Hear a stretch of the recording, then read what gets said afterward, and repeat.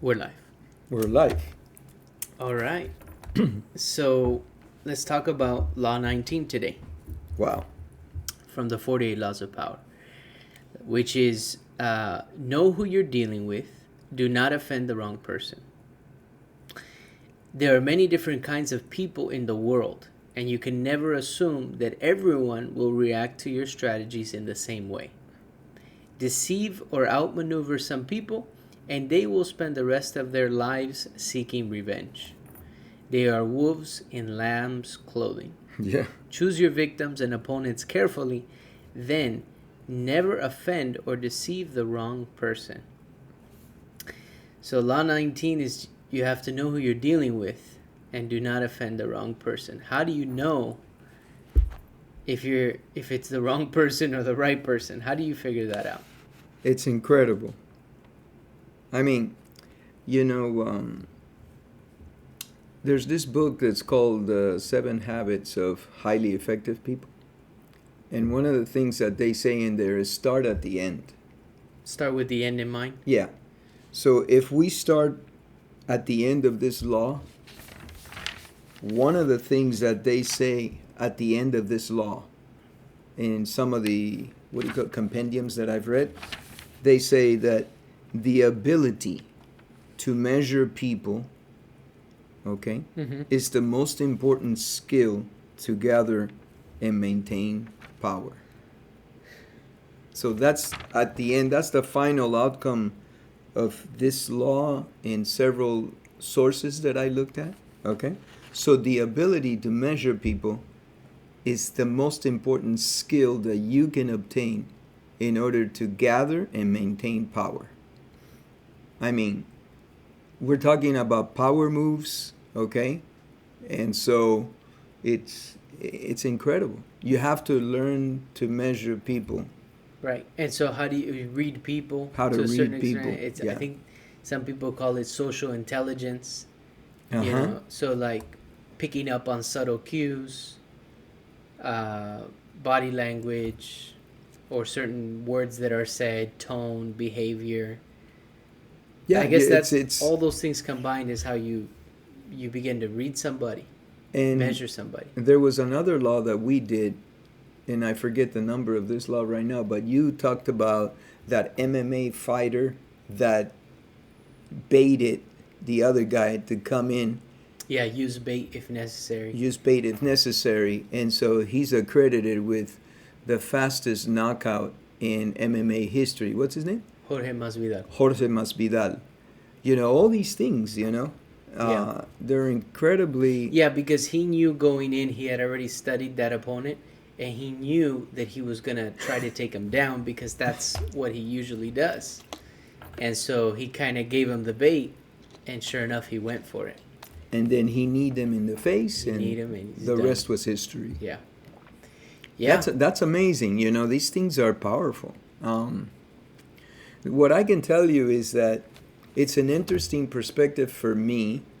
I'm 64 years old. I've been in business actually for 40 years. Okay? These laws were not out.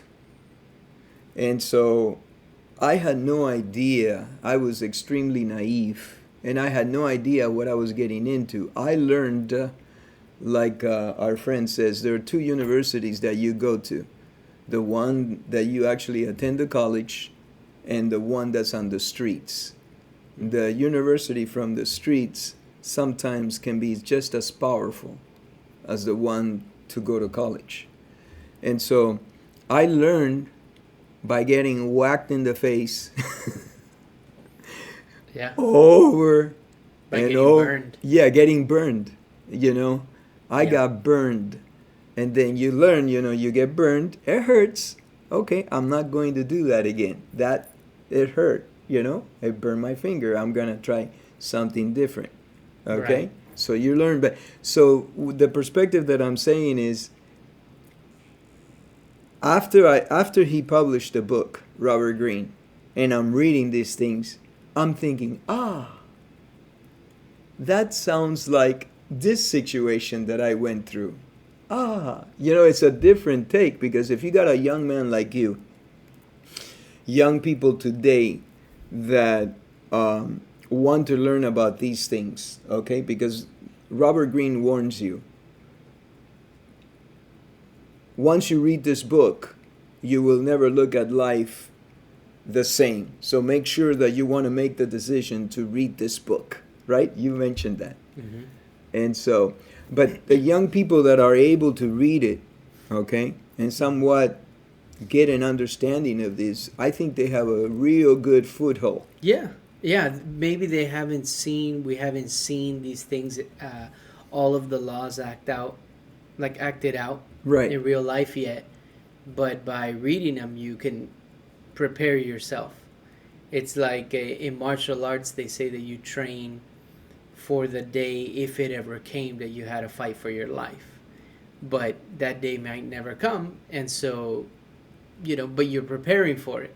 And here you're training yourself to a certain extent mentally, and maybe learning how to pick up certain cues, and some of it, I believe, it's experience. You really have to go through it, because there's the theory and then there's the actual experience of things in practice. What I'm curious is, They're amazing. yeah, The level of research and study and reading that Robert. history, Oh, the history. What I find very interesting is like the wolf in lamb's clothing. correct. How do you know when somebody is a wolf in lamb's clothing? Because I think of a lamb, is a gentle, harmless. And so I don't know that in my life, maybe there are people that I just haven't noticed that they're actually wolves in lamb's clothing. Yeah, you just don't know who you're dealing with. And he gives you 5 different personalities to look out for. He talks, real quick, I'll just go over. He talks about the arrogant and proud man. You don't want to cross him. His vengeance will be violent. Okay? And then he talks about the insincere man. Okay? He says that, is it insincere? Insecure. The insecure man. Okay? And he says that the insecure man, he's going to get back to you a little at a time, but he's going to get his vengeance. He says it's brutal. If you cross a person that's insecure, that person is not going to do a full blown out attack. Okay? They'll chip away. He'll chip away at you. And you know what I thought about? And this is kind of crazy, but listen, this is a podcast to stimulate the minds. I thought about a praying mantis. A praying mantis grabs its prey and eats it alive. Yeah. A little at a time. It's brutal. Yeah. Okay? If you see him grab a bee or something like that, he's just, and the bee is alive while it's being consumed. And that's nature out there. That's nature. Brutal. So the insecure man, I think, is going to do that to you. Oh, eat you alive. Take a little chunk here, a little chunk there. It's not a quick death. Yeah, and Robert Greene says you are unaware. You're unaware until it's too late for survival. He's taking a little chunk here and chewing you here and chewing you here. That's the insecure guy. I mean, yeah, I'm telling you. And then he gives the third one, which is the suspicious man. And being the history buff that he is, he says, look, one good candidate for this was Joseph Stalin. But you can use that suspiciousness against him. And Joseph Stalin was tricked a lot throughout history. Okay? And then the fourth one, and we're almost done, there's just 2 more. The fourth one, he was referring to, beware of the serpent with a long memory.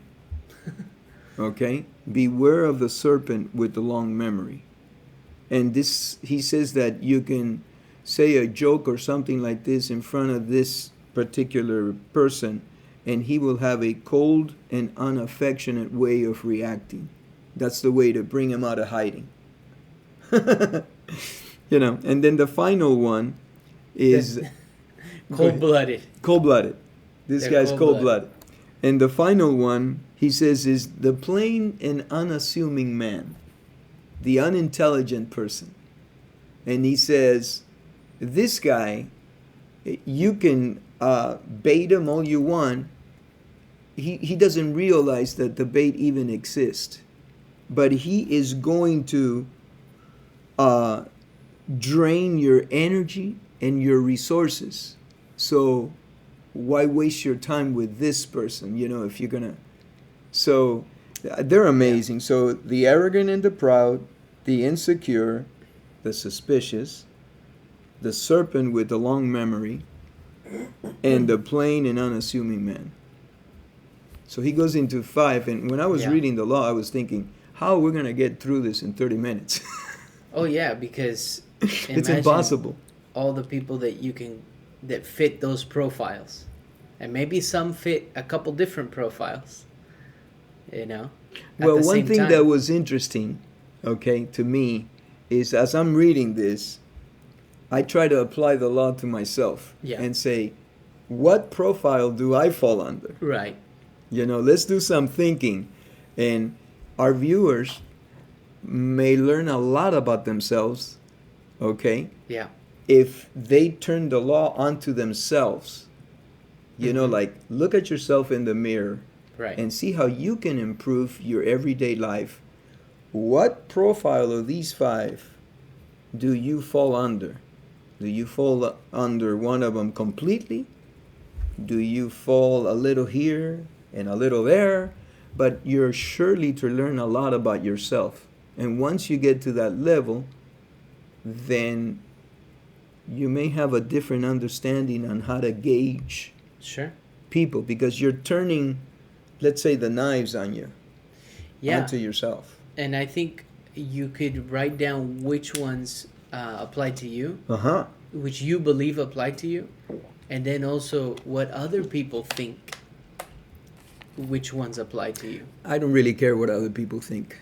But it does matter. It does. It does matter in the sense of, I think, the 48 Laws of Power, because you might think that you are the cold-blooded, you might feel yourself to be the cold-blooded snake with the long-term memory, but another person views you as, let's say, the last one, which is the unintelligent man. The unintelligent. And so it's interesting to see why some people might see you as one and you see yourself, because what we could do? I could analyze you and say which one I think you fall under, and you can analyze me and you can tell me which one I fall under, right. And we can have another podcast number B to continue with Law 19. It'd be interesting. For I don't know that the viewers might be interested in that, but because I do think that but I don't care what other people think. I do what I think it's correct. No, I understand that, but in terms of how they act around you, it's based on which one they think you are. So it's just interesting to see, like, why is it that you think you're one thing and other people think you're another? Yeah. What information do they have that maybe is incorrect, or what information do you have that's incorrect? Like, if you're number 2, which is the insecure man. No, if you're number 1, the arrogant and proud, which is all, I think, ego when I hear that. So you might think that you are, if you have a big ego, you, like, I was listening to a Mike Tyson interview the other day with Kevin Hart, and Mike Tyson talks a lot about ego. He's done a lot of introspection. Yeah, he's something else.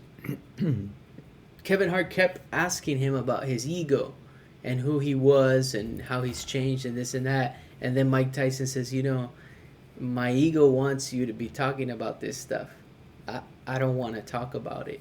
Basically, it's what it came down to. And he shut down the conversation having to do with his ego. because he thinks that it's a narcotic. He actually said it's a narcotic. Yeah, Mike Tyson, he's, I have a great deal of respect for him. Tucker Carlson had a interview with him, and let me give you what I remember, but I know I'm going to mess up on the punchline, but Tucker was saying, and it can be easily, Tucker Carlson and Mike Tyson interview. And Tucker Carlson said, well, people have really knocked you down and have come up with all kinds of vicious things about you. Doesn't that bother you? And listen to Mike Tyson's reply, which I thought was, I mean, incredible, okay? Because, he's a boxer. He raised himself out of the, what do you call it, the hood, like he says, he didn't have a formal education, yet the man is on a different level in terms of the philosophy that he lives by today. I think he went through many stages in his life to get to this level. No doubt. Yeah. But his reply was, when I think I'm somebody, it does bother me. But when I realize I'm nobody, it doesn't matter. Like, it's a reflection. Like if and I think about that, and Carlson was saying, whoa, I'm going to need a few days to let this sink in. Because he said, if I think I'm somebody, I'm Mike Tyson, I was, the heavyweight champion of the world for so many years, I knocked out every bad, tough dude that came my way. So if I think I'm somebody and you are criticizing me, yeah. But when I realize that I'm nobody, I'm just like you at the end of the day. I sleep, I eat, I do the same things you do, then it doesn't, I mean, it's... He's able to, control the ego part. Right. You reminded me of that when you were talking about the ego and Kevin Hart. And yeah. No, incredible. because, Robert Greene also talks about, in other interviews, that people in Hollywood... Was it Robert Greene? I've heard that maybe it was Rogan. People in Hollywood, it seems to be people that are very egotistical. So you're going to start getting CEOs, certain types of positions in life tend to be people who are very into themselves or have a big ego, narcissistic. These personalities, you become very successful, but if you look at the traits of these people, they have these things. I'm not sure which book, but I'm reading The Daily Laws. Okay. By Robert Greene. And one of them talks about this idea that you don't care what people think is a cop-out. I just said it a couple times in the end. Well, I've said it. We all say it. Okay, it's a cop-out. How's that? But that's interesting. What he's trying to come across is that you should figure out, in terms of strategy and power and gaining power, you should care and learn how to maneuver and not just necessarily be like, I want to say whatever I want to say because that's who I am really and that's my true person. No, because you're going to lose potential opportunities. You're not playing the game of chess. You have to know when you can say certain things, and then you have to know other times when, hey, you know what, that's not the right thing. And so the person that just says that they want to live their life saying whatever they want to say because that's who they are doesn't really live by the laws, isn't trying to maneuver. You're trying to go the easy route, which is, let me just be me. And what he's saying is, in this particular law, in this book, The Daily Laws, which he takes pieces from all of his books. That's The Daily Laws. That's cool. I'm going to read that one. That's the one I haven't read. I'll bring it next time and I'll pull that piece out. But basically, he takes from the 33 Strategies of War. He takes from the 48 Laws of Power, the Laws of Human Nature. Each law is from a different book. And Very cool. I found that interesting because I've said it before. I don't care what people think. I'm just gonna do me and be myself and this and that. Well, And if you really analyze it like you're doing right now, there's no way it's going to work in sales. There's no way. Not if you're trying to like, let's Yeah, say, it's not. yeah, move up in any type of organization, right? You can't just be that person. No.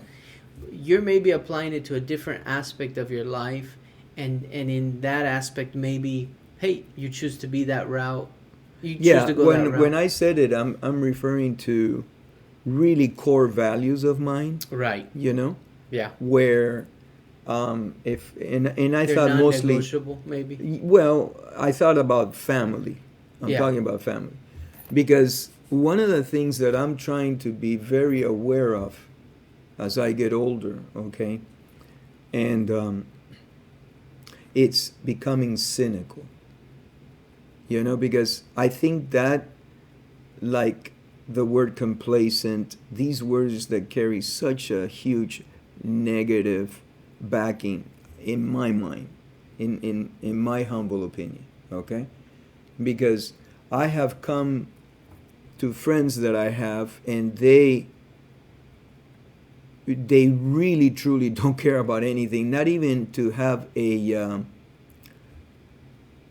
discussion with the potential of maybe showing a new thing to change their mind. That's not good. You're closed off. You're closed off. That's not good. It's like the previous law, isolationism. You know, that's not good. It's dangerous. It's dangerous. It will kill you eventually. You know? Yeah, I think being open to at least listening, right? That's another one of the daily laws that he talks Something about. might pop up. Yeah. Robert Greene says in this one daily law, you should listen 70% of the time that you're talking. Wow. That's the only way you learn. That you're having a conversation, yeah. You do 30% of the talking. And think of all the conversations that we've had. And I've said it before. You know, this, it's a salesman, which is what we are, Right. has this, what would you say? It's like misconception. There's a misconception that salesmen do a lot of talking. And I believe that a good salesman does more listening than talking. A good salesman will ask specific and the right questions, or specific questions to get information that they need, then to be able to potentially sell whatever they're selling. But a good salesman, actually, I think if you ask the right question, you can have something sell itself to a certain degree because you're helping that person find their actual need. But for some reason, we Right. think, oh, a salesman's a talker. If the need is there, yeah, you can guide. People you help them find that path, and let's say hey, it's a no-brainer, right? Right. To a certain extent. To a certain extent. And I guess it just depends what you're selling and different. But when I was just getting started in sales, I thought I had to do a lot of talking.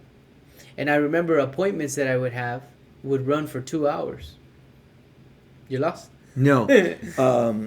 So, you know, it's interesting Please, because Albert. what's the difference between guiding a person and manipulating a person? Well, yeah. What's the difference between those? Persuading, manipulating, yeah. But we all do it.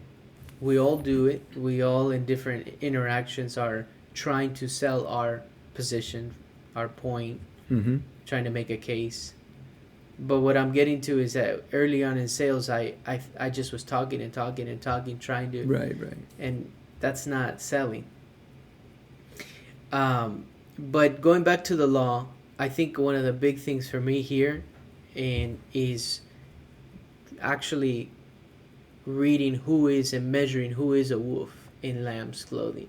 And that for me is a challenge. Because sometimes when I've met different people and I feel that person's genuine, and then I meet other people and I say, yeah, something seems a little phony there. It seems slippery. And I think maybe that's what he's talking about, is being able to distinguish the difference and who you don't want to cross. Oh, well, look, in the book, he gives the example of Genghis Khan, okay, where in his beginnings, he wanted to open up the Silk Road, and he approached this king, the Shah Muhammad, the Shah of Khwarazm, I think that's how you say it.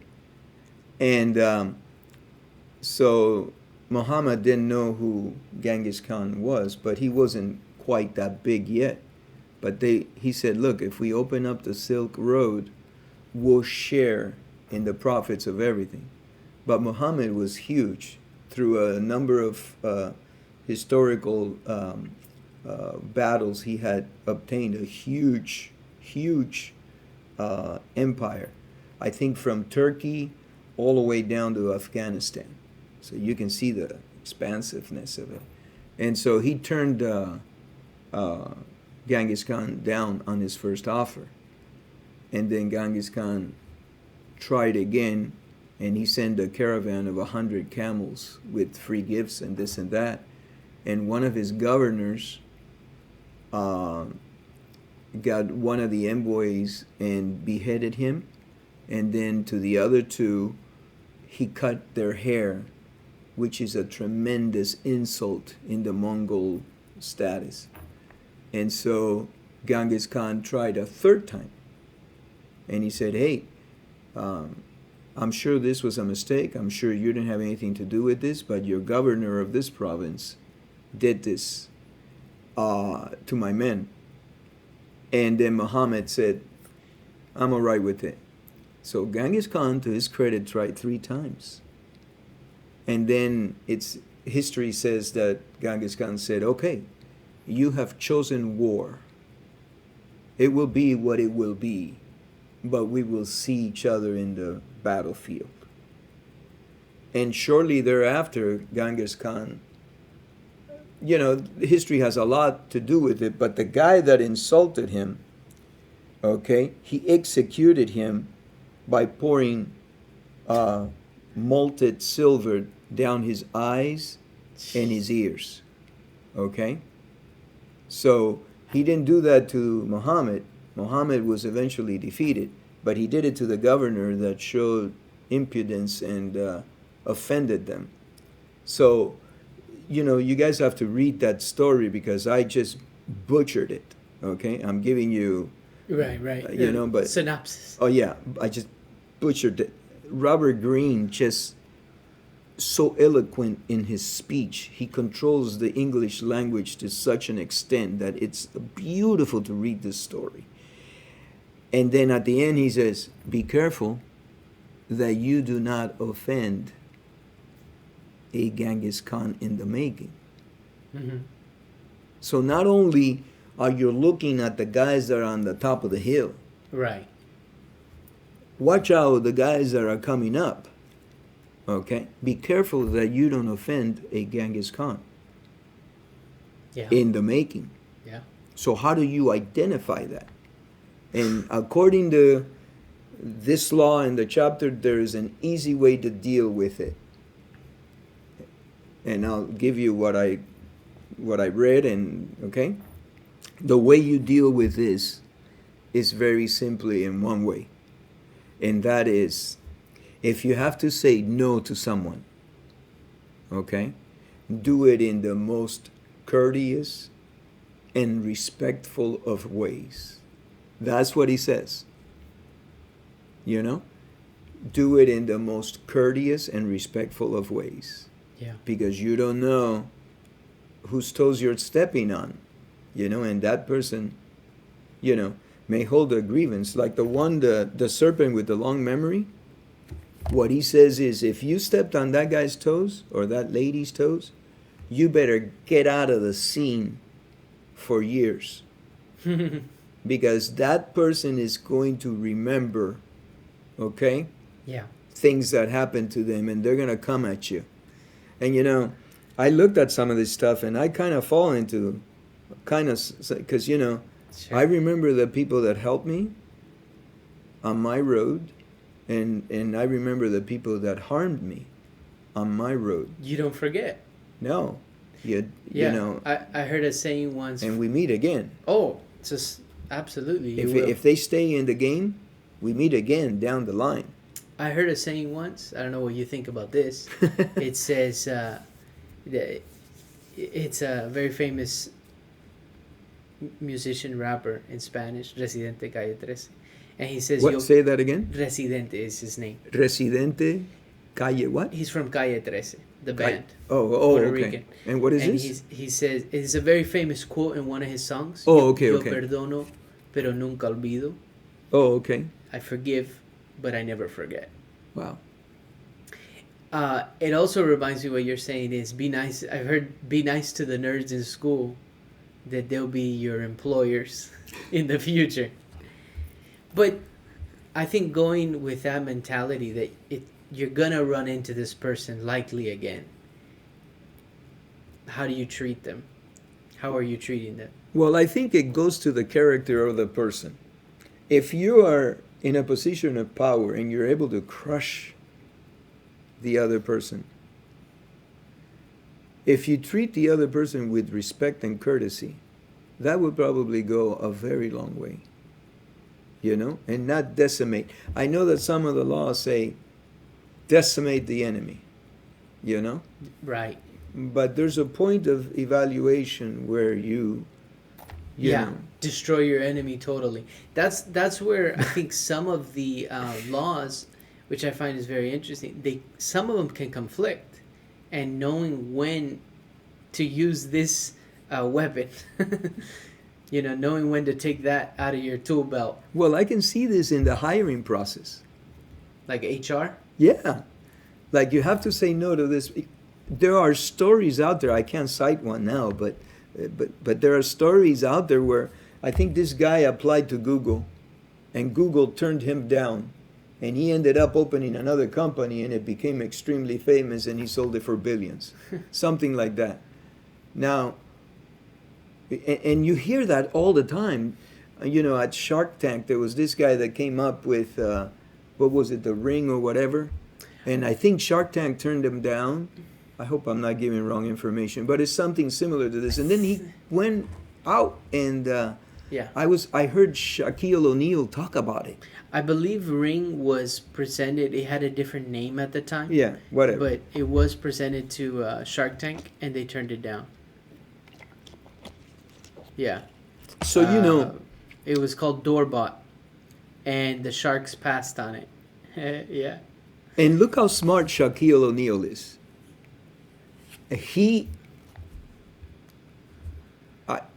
I'm butchering this thing, so you guys look it up, but it was an interview with Shaquille O'Neal, and he says, let me tell you, he loved it.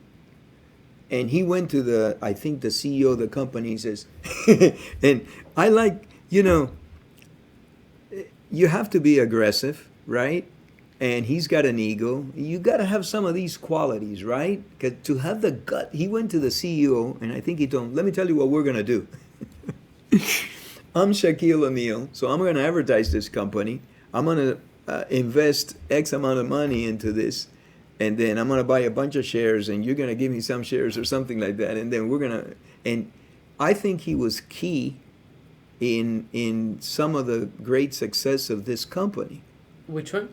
The Ring. Oh, really? Oh, okay. Yeah, if you look it up, he said that in an interview. Oh, okay. Because I think he said that he was in China, and somebody rang the doorbell in his house in Florida or something like that, and from China he was able to see the guy, and I think even talk to the guy.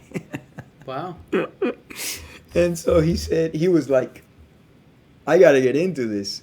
So, he's like one of the Magic Johnson, Shaquille O'Neal, that you see the opportunity and you just go, and you take it. Wow. Yeah, no, I didn't know that. I didn't know that Shaquille was involved with Ring. I think so. Does it say anything? I hope I'm not. Yeah, no, it does. It does say that it's one of the many companies Shaq has invested in. Yeah. Interesting. And that's the story behind it. Because, I'm always trying to read things and trying to learn things, sure. and because these things are good, like history lessons. Absolutely. You know, you can learn from them. You know, and you can create your own history. You know, but getting back to this law, you know who you're dealing with. Oh, Do yeah. not offend the wrong person. Be Yeah. careful with wolves in lamb's clothing. Yeah. Oh my God. Yeah. Yeah, I'm just trying to think if there was any situations that I maybe crossed the wrong person, or I know I was I able to identify some people in the corporate world, managers that had positions that I didn't want to cross them. I didn't want to because I knew that they could have made my life tough, very difficult. But I don't remember if, but I didn't cross them. You know, I was able to read them. Yeah. So I just personally can't off the top think of any wolf that I have crossed Well, in lamb's clothing. if Sheep's you're clothing. saying no to someone, like in a job interview or Yeah. an opportunity, the best way is to do it with respect and courtesy. Yeah. Because at least if you meet down the road, they'll remember that you treated them like a human being. Right. You know, because when you meet down the road, you may not be in a position of power like you might have been initially. Because he could have been a Genghis Khan in fruition, a Genghis Khan in the rising. Yeah. You know, and so he says, "Hey, listen, that's the best way." But this law, I mean, and I saw some compendiums where they say that this law is the most important law of all the 48 laws. Okay, because the ability to judge someone is a tremendous skill. Yeah. And like you said, I don't know that this is learned just from the book. You know, I think you got to get out there and get hit. You kind of need to cross maybe some wolves. Yeah, like this Right. kid that started a company, I think it's a construction company here in California. It's called Rosewood or something like that. Hispanic gentleman. And I'm following him, and he's, becoming very successful. And he comes out and says, hey, you got to surround yourself by people that know outside of your business. Like in his business, which is landscaping and construction and stuff like that, let's say that he knows a lot. He says, I'm learning every day. But I'm going to need a new accountant. I'm going to need a good lawyer. I'm going to need a good this. People that are outside of his field of expertise, and that's the team you build on. And I think that's very smart of him. He's young. He's learning. And he also talked about a gentleman that I talked to him about him before, where one time he went to someone that had a bigger company than him and asked him a question, and the guy didn't even answer him directly. He answered his secretary, and the secretary had to answer this young man. And that, I think, is extremely disrespectful. And he remembered. And then now, at this point that he's going back to buy that man's company. So that's a typical example of Full circle. full circle. You meet down the line. If you stay in the game Yeah. long enough, you might. Yeah. So this is a tremendous law. Yeah. Cool. I don't know how Robert did it. But We'll that's wrap why it up when there. Robert Greene, when he writes a book, he needs to take a sabbatical. He was Yeah. talking to somebody, when I'm done with any one of my books, he immerses himself so deep into it, Yeah. and he gives of himself so much into them that he needs a break. And It's good stuff. it's good stuff. Cool. All right. Thank you. Thank you.